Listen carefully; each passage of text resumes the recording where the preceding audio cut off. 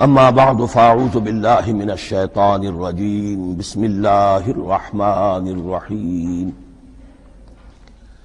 الحمد للہ رب العالمین الرحمن الرحیم مالک یوم الدین ایاک نعبد و ایاک نستعین اہدنا الصراط المستقیم صراط الذين أنعمت عليهم غير المغضوب عليهم ولا الضالين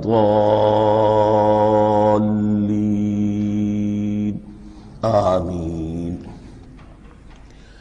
رب اشرح لي صدري ويسر لي أمري واحلل عقدة من لساني يفقهوا قولي اللهم ربنا ألهمنا رشدنا وأعذنا من شرور أنفسنا اللهم أرنا الحق حقا وارزقنا اتباعه وأرنا الباطل باطلا وارزقنا اجتنابه اللهم ربنا يسر لنا أمورنا كلها وأتمم لنا بالخير وتقبل منا فإنك خير المتقبلين آمین یا رب العالمین۔ معزز حاضرین اور محترم خواتین، ہم اللہ کے نام سے اس سال کی نماز تراویح کے ساتھ دورہ ترجمہ قرآن کا آغاز کر رہے ہیں۔ اس سے پہلے میں عرض کر چکا ہوں کہ اب میری عمر بھی کافی ہو چکی ہے، قمری حساب سے 68 برس مکمل ہو چکے ہیں، اور مختلف قسم کے عوارض بھی مجھے لاحق ہیں، اور بہت سے احباب نے اور رفقاء نے مشورہ دیا تھا کہ میں اتنا بڑا بوجھ اپنے ذمے نہ لوں، لیکن میں نے خالصتاً توکلاً علی اللہ اس کی ہمت کی، اس کا ارادہ کیا، اس کے لیے اہتمام بھی خصوصاً ہوا ہے۔ مجھے اندازہ ہے کہ اب میرے خیالات کی جو رو ہے وہ اب اتنی تیز نہیں ہے جتنی کبھی ہوا کرتی تھی۔ کراس ریفرنسز بھی جو ہیں قرآن حکیم کے وہ اتنے مستحضر نہیں ہیں جتنے کبھی ہوتے تھے، بلکہ واقعہ یہ ہے کہ میری زبان بھی بعض اوقات لڑکھڑاتی ہے، اس لیے کہ مجھے جو ادویات استعمال کرنی پڑتی ہیں ان کا اعصاب پر بھی اثر ہوتا ہے، اور جو ہمارے اعضائے رئیسہ ہیں ان پر بھی اثر ہوتا ہے۔ بہرحال ان سب کے علی الرغم اللہ کا نام لے کر آغاز کر رہے ہیں۔ میری انتہائی نگارش یہی ہے، تیرے نام سے ابتدا کر رہا ہوں۔ ابھی میں نے سورہ فاتحہ کی تلاوت کی اور آپ نے سماعت فرمائی۔ یہ سورہ مبارکہ مصحف کے اعتبار سے تو پہلی سورت ہے ہی، سب کو معلوم ہے، لیکن یہ بھی نوٹ کر لیجئے کہ یہ نزول کے اعتبار سے بھی سب سے پہلی مکمل سورت جو حضور پر نازل ہوئی وہ یہی ہے۔ اس سے قبل متفرق آیات نازل ہوئیں، 5 آیتیں سورہ علق کے آغاز میں، کچھ آیتیں سورہ قلم یا سورہ نون کے آغاز میں، کچھ آیتیں سورہ مزمل کی ابتدا کی، کچھ آیتیں سورہ مدثر کے آغاز کی۔ 5ویں وحی تقریباً اس پر اجماع ہے کہ یہ سورۃ الفاتحہ کی ہے، اور یہ مکمل سورت ہے جو حضور پر نازل ہوئی۔ سورۃ الفاتحہ کے معنی ہوئے افتتاحی سورت، فتح یفتح کے معنی ہے کھولنا، مفتاح کنجی کو کہتے ہیں، چابی کو۔ تو یہ اوپننگ سورہ آف دی قرآن، قرآن حکیم کی افتتاحی سورت۔ ویسے جیسا کہ میں تعارف قرآن کے ضمن میں عرض کر چکا ہوں، عربوں کا یہ مزاج تھا کہ جس چیز سے انہیں خصوصی محبت ہوتی تھی اس کے بہت سے نام رکھتے تھے۔ اس کے بھی بہت سے نام ہیں۔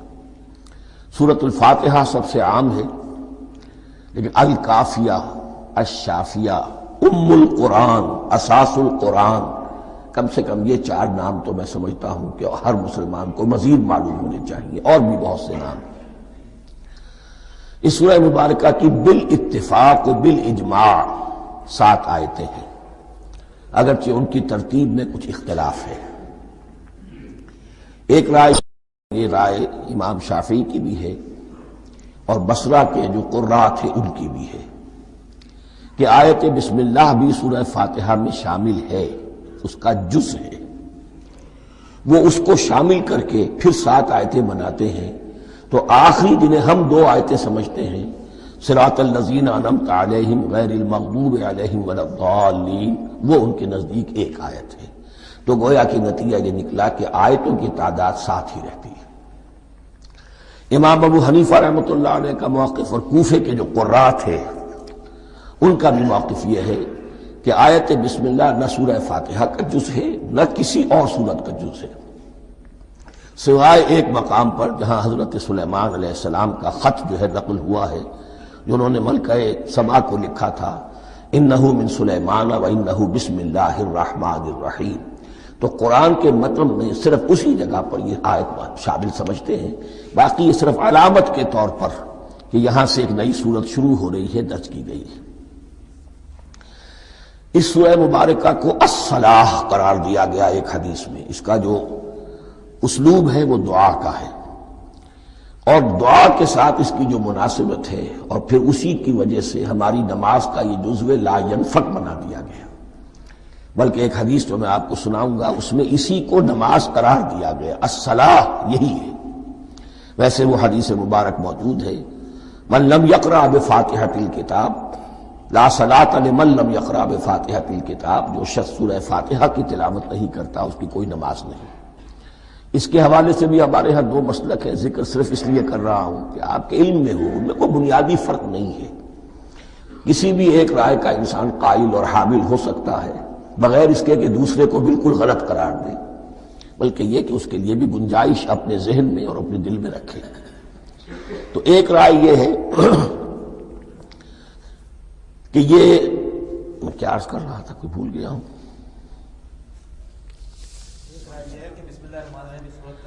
جی، اور دوسری آیت یہ ہے کہ اس کا حصہ نہیں ہے۔ اسی اعتبار سے یہ کہ یہ سورہ مبارکہ نماز میں پڑھی جانی ضروری ہے، لا صلاۃ لمن لم یقرأ بفاتحۃ الکتاب۔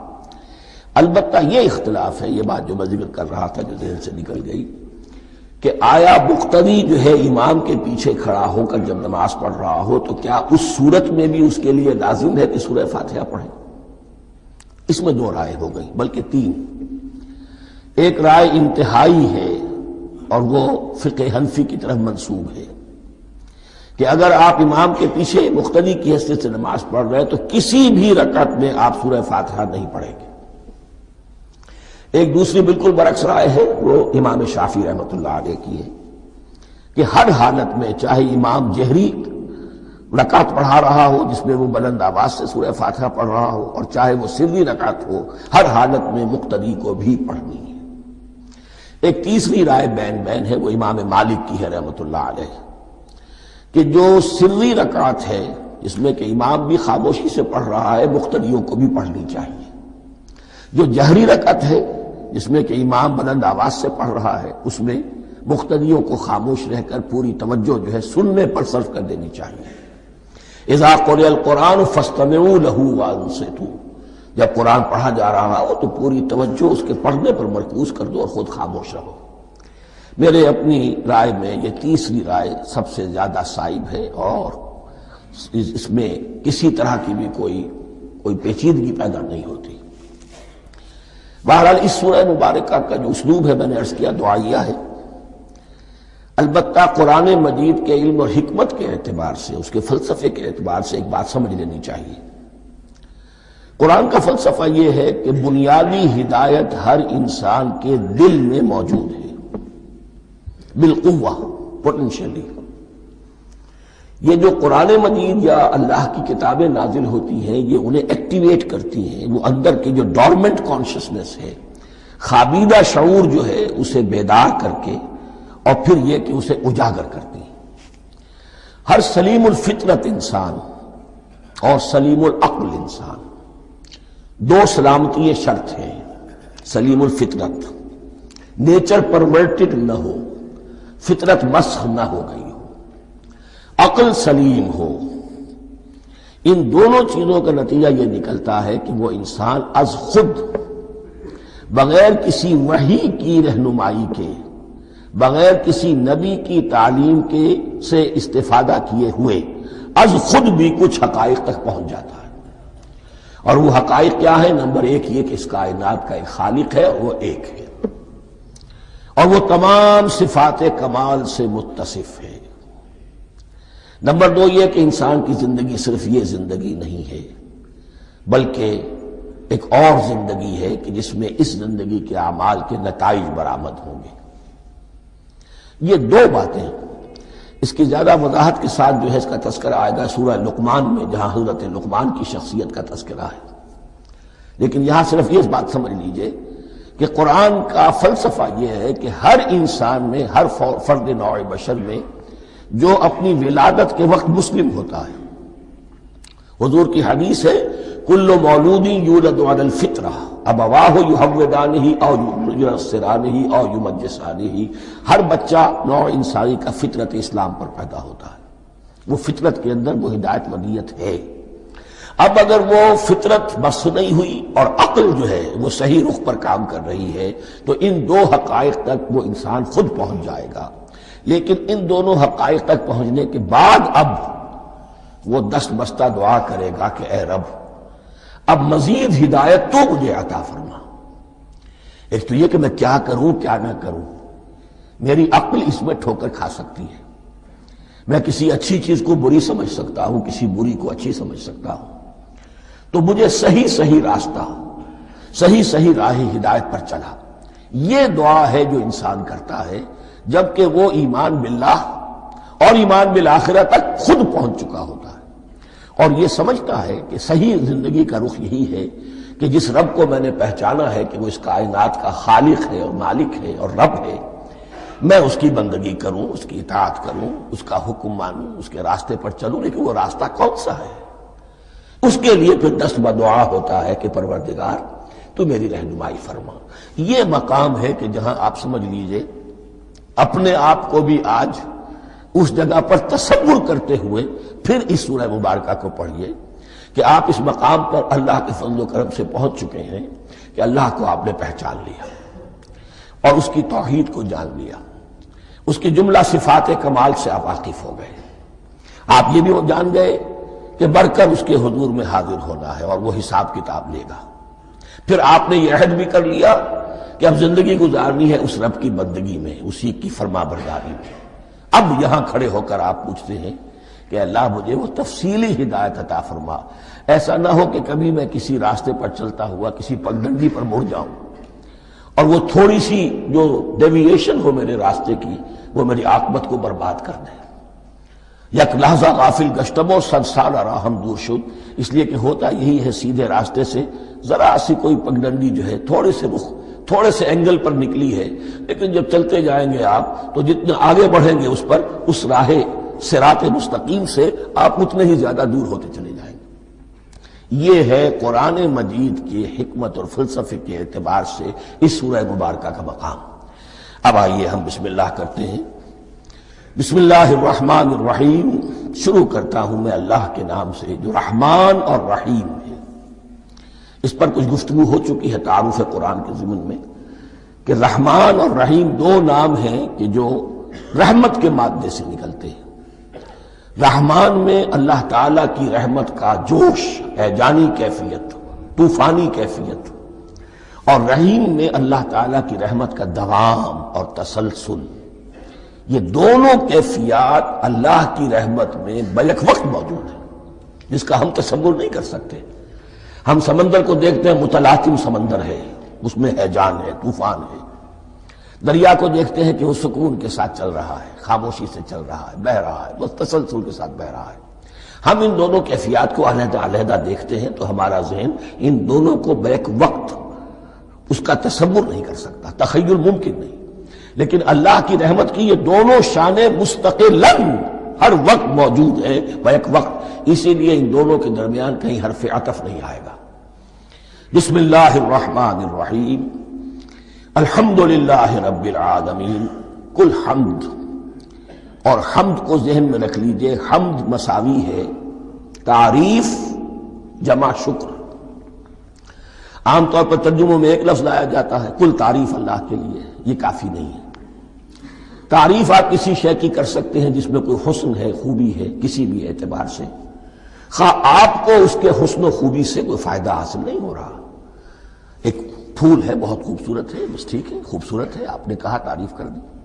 شکر کرتے ہیں آپ اس شے کا جس سے آپ کو کوئی فائدہ پہنچا ہو، استفادہ ہوا ہو، آپ کی کوئی ضرورت پوری ہوئی ہو، آپ کی کوئی مشکل رفع ہوئی ہو۔ اور آپ دیکھیں گے کہ حمد میں یہ شکر کا پہلو غالب ہے۔ جتنی بھی دعائیں ہیں حضور سے منقول، شکر کے مقام پر وہاں حمد آتا ہے۔ بھوک لگی ہوئی تھی، کھانا کھایا، الحمدللہ الذی اطعمنی وسقانی۔ اب یہاں دیکھیے ترجمہ تعریف نہیں، شکر ہے اس اللہ کا جس نے مجھے کھلایا اور پلایا۔ آپ بیت الخلاء سے باہر آئے، نجاستیں آپ سے دور ہو گئی، طبیعت میں انشراح ہوا، الحمدللہ الذی اذھب عنی الاذی وعافانی۔ وہ شکر ہے اس اللہ کا جس نے اذیت بخش چیزیں مجھ سے دور کر دیں اور مجھے عافیت بخشی۔ تو یہ الحمدللہ رب العالمین اللہ تعالیٰ کا حسن و کمال اور حسن و جمال اپنی جگہ بھی اس انتہا کا ہے کہ جتنی تعریف اس کا حق ہے ہم کر ہی نہیں سکتے، لیکن اس کے احسانات اور انعامات ہم پر اتنے ہیں کہ ہم ان کو بھی گن نہیں سکتے۔ لہذا ایک ہی احصاء ہم نے کر دیا الف لام کے ساتھ، الحمدللہ رب العالمین۔ تمام تعریفیں اور کل شکر اللہ کے لیے ہیں کہ جو تمام جہانوں کا پروردگار ہے، رب ہے، مالک ہے۔ رب میں ایک مفہوم ہوتا ہے ربوبیت کا، اور اس میں مفہوم شامل ہوتا ہے تربیت کا، ربیانی صغیرہ۔ تو مالک ہونا اور تربیت دینا، آپ جس شے کے مالک ہوں گے آپ چاہیں گے اس میں بڑھوتری ہو، اس میں اضافہ ہو، وہ نشو و نما پائے۔ تو یہ دونوں چیزیں آپس میں ایک دوسرے کا جڑی ہوئی ہیں، پروردگار بھی اور مالک بھی۔ عام طور پر عربی میں رب کا لفظ مالک کے لیے آتا ہے، رب البیت، رب الدار، رب المال۔ تو مالک وہاں پر ظاہر بات ہے کہ اس سے مراد کیا ہے، مال والا، گھر والا، گھر کا مالک۔ تو کل شکر اور کل تعریف اس اللہ کے لیے ہے جو تمام جہانوں کا مالک بھی ہے اور پروردگار بھی ہے۔ الرحمن الرحیم، رحمان ہے اور رحیم ہے۔ اب دوبارہ اس کی میں وضاحت نہیں کروں گا۔ مالک یوم الدین، یوم دین کا مختار مطلق ہے۔ دین عربی زبان میں کہتے ہیں بدلے کو، دناہم کما دانو، کما تدینو تو دانو، یہ کہاوت ہے۔ جیسے اردو میں ہم کہتے ہیں جیسا کرو گے ویسا بھرو گے، کما تدینو تو دانو۔ تو یہ ہے بدلہ، اس کا بنیادی مفہوم جو ہے وہ بدلہ ہے۔ تو بدلے کا ایک دن ہے جس دن فیصلہ ہوگا کہ کون کیا کما کر لایا ہے اور اسے کیا بدلہ ملنا چاہیے۔ آیا اس کا برائیوں کا پلڑا بھاری ہے کہ اسے سزا ملنی چاہیے، یا اس کی حسنات اور نیکیوں کا پلڑا بھاری ہے کہ اسے جزا ملنی چاہیے، اس کا انعام اور اکرام کے ساتھ معاملہ کیا جانا چاہیے۔ وہ ایک دن ہے، اسے ہم یوم القیامہ کہتے ہیں۔ اور لیکن اصل بات جو یہاں کہی گئی، یعنی ایک جملے میں تین باتوں کا اعتراف ہو رہا ہے۔ بعث بعد الموت، ایک دن آئے گا کہ ہم مرنے کے بعد تمام انسان اٹھا لیے جائیں گے، پھر حساب و کتاب، پھر اللہ کے ہاں حاضری ہوگی اور حساب کتاب ہوگا۔ اور تیسرا یہ کہ اس حساب کتاب کے دن کا مختار مطلق اللہ ہے، یعنی کسی اور کو اپنے ذہن میں سہارا بنا کر آپ زندگی گزاریں کہ وہ مجھے چھڑا لے گا، یا وہ ہستی جو ہے اتنی زوردار ہے کہ وہ مجھے بچا لے گی، اس سے اپنے دل کو، اپنے ذہن کو بالکل پاک کر لیجئے۔ مالک یوم الدین، ایک دوسری جگہ پر قرآن میں آیا ہے، اس روز کوئی پکارنے والا پکارے گا، لمن الملک اليوم للہ الواحد القہار، آج کے دن کس کا اختیار مطلق ہے؟ اور پھر کہا جائے گا اللہ کے لیے، الواحد قہار، جو پوری طرح چھایا ہوا ہے، بس تولی ہے۔ تو مالک یوم الدین، جو جزا و سزا کے دن کا مالک ہے۔ اب یہاں سے کلام ایک رخ بدل رہا ہے۔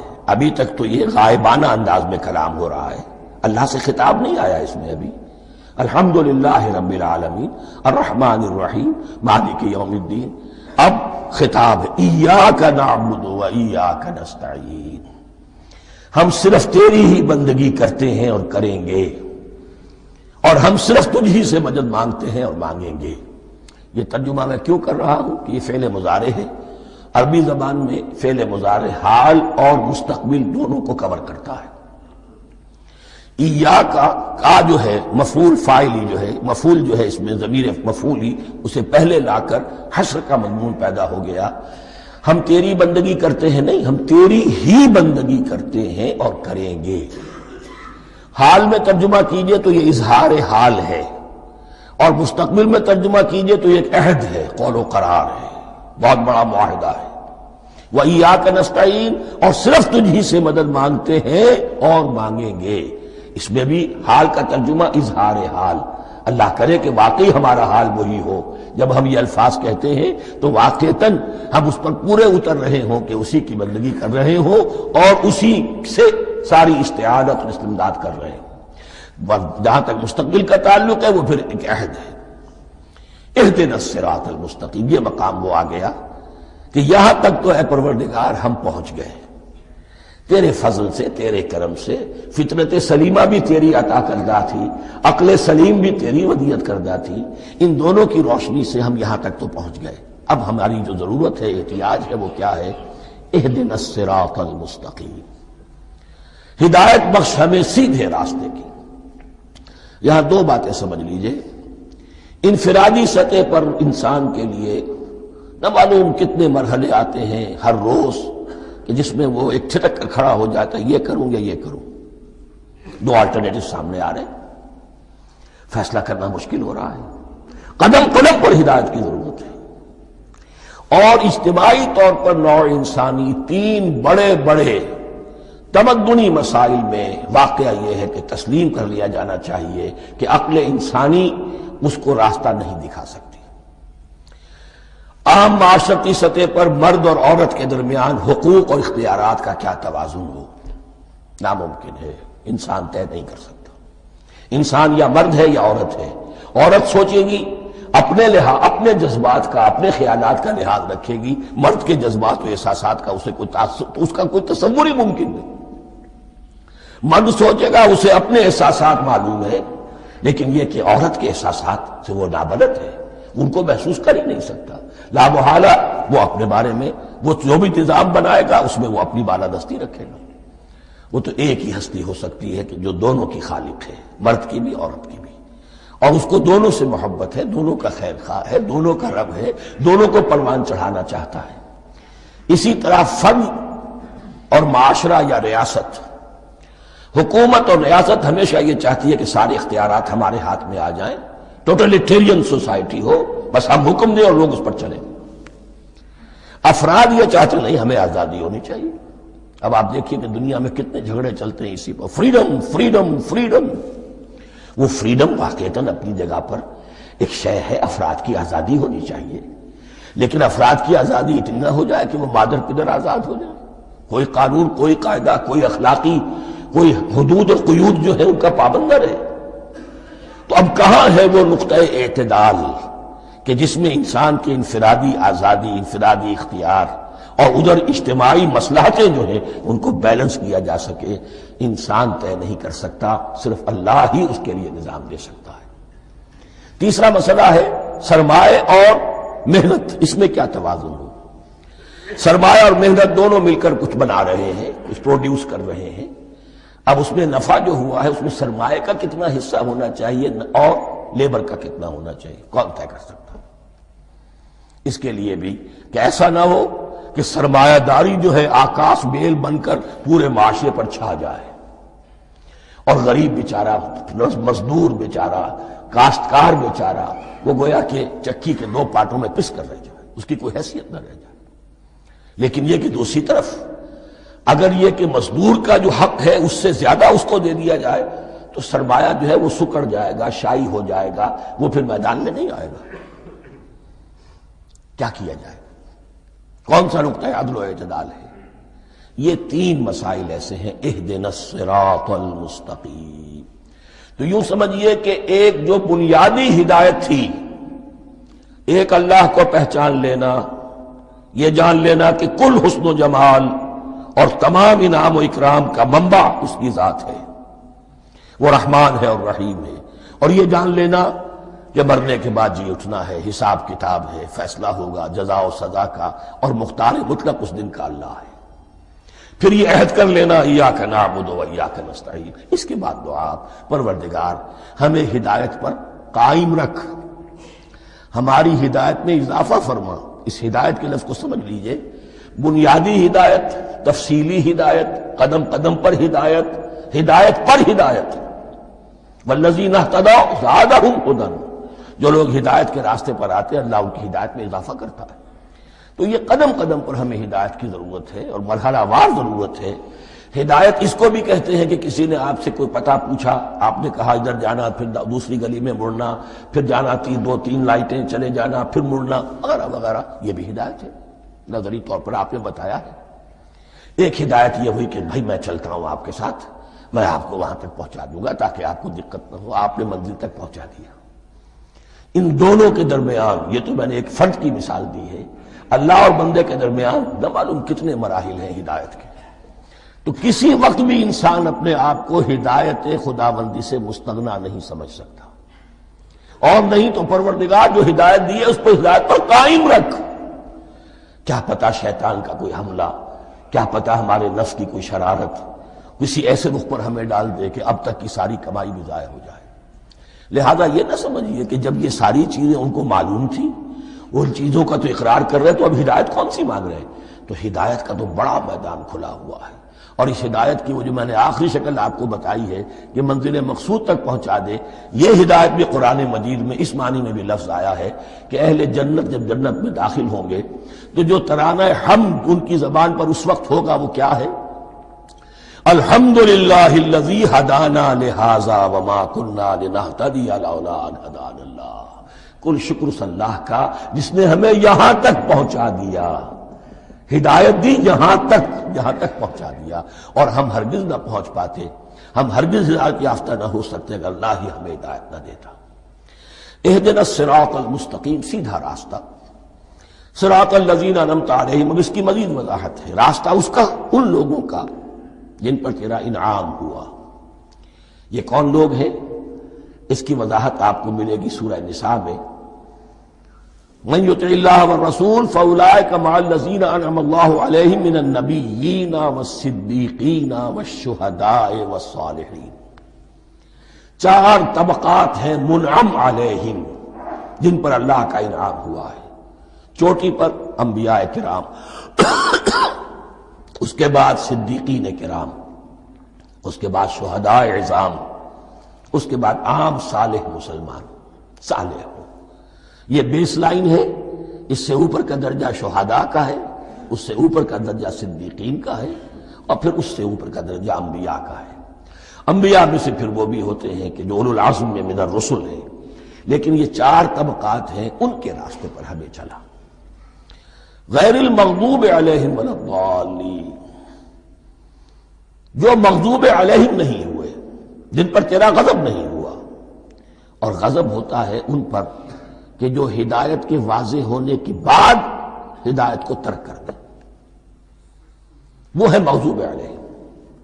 جنہیں ہدایت مل گئی ہو، ہدایت کو پہچان لیا ہو، پھر اپنی شرارت نفس کی وجہ سے، اپنی نفسانیت کی وجہ سے، اپنے تکبر کی وجہ سے، اپنے حسد کی وجہ سے وہ اس حق کو رد کر دیں، اس کو ترک کر دیں، ان پر اللہ کا غضب آتا ہے۔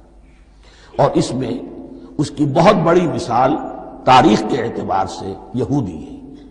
اللہ نے انہیں ہدایت دی، کتابیں عطا کی، تورات، انجیل، زبور، سینکڑوں نبی ان میں مبعوث کیے، 1400 برس تک نبوت کا تار ٹوٹا ہی نہیں، مسلسل۔ ابتدا میں بھی 2 نبی، موسیٰ اور ہارون، اور اختتام پر بھی 2 نبی، عیسیٰ اور یحییٰ علیہ السلام، اور ان کے مابین کوئی لمحہ نہیں آیا ہے تاریخ بنی اسرائیل میں جبکہ کوئی نہ کوئی نبی موجود نہ ہو۔ لیکن انہوں نے اپنی شرارت نفس کی وجہ سے ہدایت تورات سے بھی منہ موڑا، اور پھر سب سے بڑی بات یہ کہ ہدایت محمدی سے، ہدایت قرآنی سے بھی صلی اللہ علیہ وسلم منہ موڑا، وہ ہے مغضوب علیہم ولا الضالین، اور نہ ہی گمراہ ہوئے۔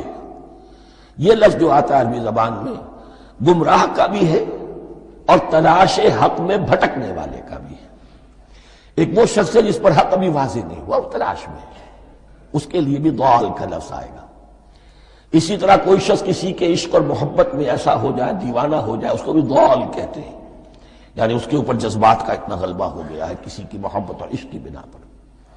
تو حضور کے لیے یہ لفظ آیا ہے وَوَجَدَكَ ضَالًّا فَهَدَىٰ، اور یہ تو سورۃ الضحیٰ ہے، اکثر بیشتر لوگوں کو یاد ہوگی۔ تو یہ جو ضلال کا لفظ ہے اس میں سمجھ لیجئے ضروری نہیں ہے کہ وہ گمراہ ہو، بلکہ وہ بھی کہ جو ابھی راہ ہدایت کی طلب میں اس کے حصول کے لیے اس کی تلاش میں کوشاں ہیں، اور وہ بھی کہ جو کسی مغالطے کی وجہ سے حق سے منحرف ہو جائے۔ یہ بھی جان لیجئے کہ ایک ہے بدنیتی، تکبر، حسد، حق کو جان کر پہچان کر رد کر دینا یا چھوڑ دینا یا ترک کر دینا، ایک ہے کسی غلطی میں، کسی جذبات کے اندر آ کر، کسی غلو کے اندر مبتلا ہو کر اور حق سے منحرف ہو جانا۔ اس کی جو سب سے بڑی مثال ہے وہ نصارہ ہے، عیسائی ہے۔ حضرت مسیح کو انہوں نے مانا لیکن غلو کیا، یہ لفظ آئے گا آگے، لا تغلو فی دینکم، اپنے دین میں غلو نہ کرو۔ جیسے ہمارے ہاں بھی بعض لوگ ہیں جو حضور صلی اللہ علیہ وسلم کی تعریف میں، حضور صلی اللہ علیہ وسلم کے ساتھ اپنی محبت کے اظہار میں غلو کر جاتے ہیں۔ یہ انتہا درجے کو ہو گیا تھا حضرت مسیح علیہ السلام کے ماننے والوں میں، اور اس کی بنا پر انہوں نے تثلیث کا عقیدہ ایجاد کر لیا اور حضرت مسیح علیہ السلام کو اللہ کا بیٹا بنا دیا۔ تو اس کی سب سے بڑی مثال ضالین کی اس اعتبار سے کہ ہدایت پانے کے بعد کسی بدنیتی سے نہیں بلکہ کسی اچھے جذبے میں غلو کی وجہ سے رسول سے محبت کرنا تو اچھا جذبہ ہے، لیکن یہ محبت بھی ایک حد میں رہنی چاہیے۔ غلو کرے گی تو ظاہر بات ہے کہ اس کے بعد وہ گمراہی کی طرف لے جائے گی۔ تو یہ ہے اس سورہ مبارکہ کا ترجمہ، اور اس کے بعد آخر میں آمین کہنا یہ مسنون بھی ہے، کہنا چاہیے۔ البتہ اختلاف یہاں بھی صرف اتنا ہے کہ نماز میں جب آپ امام کے ساتھ ہیں، وہ اگر جہری قرات کر رہا ہے تو آیا اس کے بعد آپ کو بھی بالجہر کہنا ہے آمین یا نہیں کہنا، یہ اختلاف ہے، ان میں کوئی فرق واقع نہیں ہوتا۔ یہ چیز متفق علیہ کہ کہنا ہے آمین، بلکہ یہ آمین تو یہودیوں میں ہے، یہ آمین جو ہے یہ عیسائیوں میں بھی ہے۔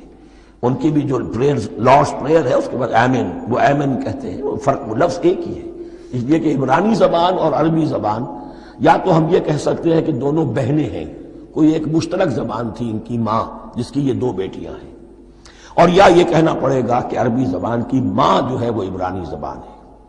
بہرحال بڑا قریبی رشتہ عربی کا اور عبرانی کا ہے، اس اعتبار سے وہ آمین۔ اب آپ کو معلوم ہے ہم السلام علیکم وہ کہتے ہیں، وہ سلام کہتے ہیں، فرق کیا ہے؟ وہ تو تلفظ کا فرق ہے۔ اسی طریقے سے اور بہت سے الفاظ ہیں، میں بعد میں بتا۔ اب میں اس سورہ مبارکہ کے بارے میں خاص حدیث آپ کو سنانا چاہتا ہوں، اور اسی سے در حقیقت جو امام ابو حنیفہ کا موقف ہے رحمۃ اللہ علیہ، اس کی حقانیت مزید مبرہن ہو جائے گی۔ یعنی کیا کہ آیت بسم اللہ سورہ فاتحہ کا جز نہیں ہے، سورہ فاتحہ الحمدللہ رب العالمین سے شروع ہوتی ہے۔ وہ میں آپ کو بتانا بھول گیا کہ جن کے نزدیک یہ سورت کا جز ہے وہ پھر جہری قرات میں بسم اللہ الرحمن بھی بلند آواز سے کہیں گے، اور جن کے نزدیک یہ سورہ فاتحہ کا جز نہیں ہے وہ نہیں کہیں گے، وہ الحمدللہ رب العالمین سے قرات کریں گے۔ تو کوئی فرق نہیں ہے بنیادی۔ یہ حدیث جو ہے یہ مسلم شریف میں ہے اور حدیث قدسی ہے، اس کے راوی حضرت ابو ہریرہ ہے رضی اللہ تعالی عنہ، اور اس حدیث نے اس سورت کے مضامین کا نہایت عمدہ تجزیہ کر دیا ہے۔ حدیث کے الفاظ سن لیجئے، قسمت الصلاۃ بینی و بین عبدی نصفین۔ اللہ تعالیٰ فرما رہے ہیں، حدیث قدسی ہے، میں نے نماز کو، صلاۃ کو اپنے اور اپنے بندے کے درمیان آدھا آدھا تقسیم کر لیا۔ فنصفها لی ونصفها لعبدی، اس کا نصف جو ہے وہ میرے لیے ہے اور نصف جو ہے وہ میرے بندے کے لیے ہے۔ وَلِعَبْدِي مَا سَأَلَ، اور جو میرے بندے نے مانگا میں اسے دوں گا، میرا وعدہ ہے یا میں نے اسے دیا۔ اس کے بعد اس کی تفصیل آتی ہے، اذا قال العبد، جب بندہ کہتا ہے الحمدللہ رب العالمین، قال اللہ حمدنی عبدی، جب بندہ کہتا ہے الحمدللہ رب العالمین، اللہ فرماتا ہے میرے بندے نے میری حمد کی۔ وَإِذَا قَالَ الرَّحْمَنِ الرَّحِيمِ قَالَ اللَّهُ اثْنَى عَلَيَّ عَبْدِي، جب بندہ کہتا ہے الرحمن الرحیم، اللہ فرماتا ہے میرے بندے نے میری ثنا کی۔ وَإِذَا قَالَ مَالِكِ يَوْمِ الدِّينِ قَالَ اللَّهُ تَعَالَى مَجَّدَنِي عَبْدِي، میرے بندے نے میری تمجید بیان کی، میری بزرگی بیان کی۔ اب یہ تین آیتیں ہو گئیں، تینوں میں اللہ کی حمد ہے، ثنا ہے، تمجید ہے، یہ تین آیتیں خالص اللہ کے لیے ہو گئیں۔ اب چوتھی آیت آئی، ایاک نعبد و ایاک نستعین۔ اس کے بارے میں جب بندہ کہتا ہے اذا قال العبد ایاک نعبد و ایاک نستعین، قال اللہ تعالی ھذا ما بینی و بین عبدی ولعبدی ما سأل، یہ میرے اور میرے بندے کے درمیان ہے۔ یہ تو یوں سمجھیے کہ یہ گرا لگ گئی ہے میرے اور میرے بندے کے مابین۔ اس نے مجھ سے قول و قرار کیا ہے، اس نے میری بندگی کا اعتراف کیا ہے، اس نے تسلیم کیا ہے کہ میری ہی بندگی کرتا ہے اور کرے گا، اور مجھ سے مدد چاہیے ہے۔ ھذا ما بینی و بین عبدی، یہ معاہدہ ہے، معاہدہ دو فریقوں کے مابین ہوتا، یہ میرے اور میرے بندے کے مابین ہے۔ وَلِعَبْدِي مَا سَأَلَ، اور میں نے اپنے بندے کو دیا جو اس نے مانگا، وہ میری مدد چاہتا ہے، میری مدد اس کے شامل حال رہے گی۔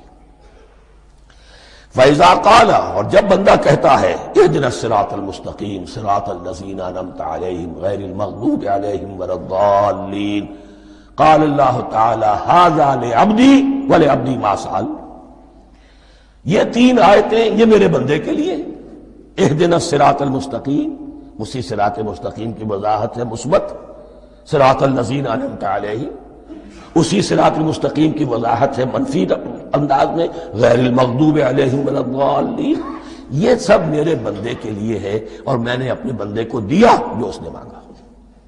اس کو میں نے ایک مرتبہ یہ ترازو کی شکل میں اس کو لکھوایا تھا۔ دیکھیے یہ ایاک نعبد و ایاک نستعین، یہ ہے وہ ترازی کی وہ ڈنڈ، واو جو ہے ایاک نعبد و ایاک نستعین، واو جو ہے گویا کہ وہ مٹھ ہے جس سے کہ ترازو کو پکڑا جاتا ہے۔ ادھر ایک پلڑا ہے جس کی تین آیتیں ہیں، الحمدللہ رب العالمین الرحمن الرحیم مالک یوم الدین۔ اس کا نتیجہ کیا نکلا؟ ایاک نعبد۔ آپ نے شاید یہ سنا بھی ہو، ایک بہت ہی عمدہ قرات کا جو ریکارڈ ہے قاری عبدالباسط عبدالصمد کا، وہ یہیں سے چل کر سورہ فاتحہ کی قرات کر کے ایاک نعبد پر آ کر رکتا ہے، الحمدللہ رب العالمین الرحمن الرحیم مالک یوم الدین ایاک نعبد۔ گویا کہ یہاں یہ صورت بالکل ہاف ہو گئی ہے، تین آیتوں میں اللہ کی حمد ہے، ثنا ہے، تمجید ہے، جس کا نتیجہ ہم تیری ہی بندگی کرتے ہیں، تیری ہی اطاعت کریں گے۔ لیکن اب اس کے بعد سوال ایاک نستعین، اسی کی جو استعانت کیا درکار ہے ہمیں؟ ہدایت۔ ہدایت سب سے بڑی استعانت ہے، ہدایت ہی تو سب سے بڑی مدد ہے۔ اهدنا الصراط المستقیم صراط الذین انعمت علیہم غیر المغضوب علیہم ولا الضالین، یہ ایاک نستعین کے حکم کے ساتھ یہ تین آیتیں آ گئیں، اهدنا الصراط المستقیم صراط الذین انعمت علیہم غیر المغضوب علیہم ولا الضالین، قسمت الصلاة بینی و بین عبدی نصفین فنصفها لی ونصفها لعبدی ولعبدی ما سأل۔ اللہ تعالیٰ اس سورہ فاتحہ کا جو اصل مفہوم ہے وہ بھی ہمارے ذہنوں پر، ہمارے شعور کی سطح پر اسے اجاگر کیے رکھے، ہمیں توفیق دے کہ جب بھی پڑھیں، جب بھی سنیں تو وہ کیفیت اگر ہو جائے، اس لیے کہ ایک حدیث ہے کہ الصلاۃ معراج المومنین، نماز تو اہل ایمان کے حق میں معراج کے درجے میں ہے۔ اس حوالے سے ہم یہ سمجھ سکتے ہیں کہ کوئی وقت ایسا آ سکتا ہے کہ انسان کو واقعتاً، روح انسانی واقعتاً اللہ کے یہ جواب سنے، انہونی بات نہیں ہے یہ، ہوتا ہے خطاب آخر، اٹھتا ہے حجاب آخر، کرتے ہیں خطاب آخر، یہ تو ہوتا ہے۔ مخاطبہ الہی تو میں نے عرض کیا کہ ثابت ہے، مخاطبہ، محادث اور تحدیث اللہ بندوں سے کلام کرتا ہے۔